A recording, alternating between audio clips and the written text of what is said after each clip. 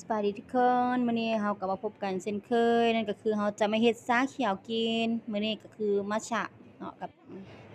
นมดีน่าใส่น้อยหนึ่งเนาะเพราะว่าเราจะคนให้มันได้ละเอียดดีเพราะว่าเราบ่มีเครื่องตีเด้เราก็ต้องได้ใส่ซ่อมเนาะตัวช่วยในการตีมัตจะกับนมดีน่านั่นก็เราก็คนเล็กๆๆๆๆตึงๆๆๆๆตีเข้าไปตีเข้าไปหลังจากนั้นเนาะเมื่อคนแล้วเพราะว่าเราจะบ่ใส่หลายเนาะเพราะมันจะคนยากตีมัตจะยาก ละเอียดแล้วค่ะก็เติมที่เหลือเข้าไปเติมเข้าไปเลยเติมเข้าไปเลยเอาใส่มีเท่าไหร่ใส่จนเบิดเลยเนาะปกติเราสามารถใส่ดีน่าก็ได้ใส่วิตามินก็ได้หลังจากที่เราใส่แล้วเราเอานี่ใส่เราก็บีบลงไปน้อยหนึงก็บ่ให้เหลือเนาะบีบจัดบีบเข้าไปเคาะ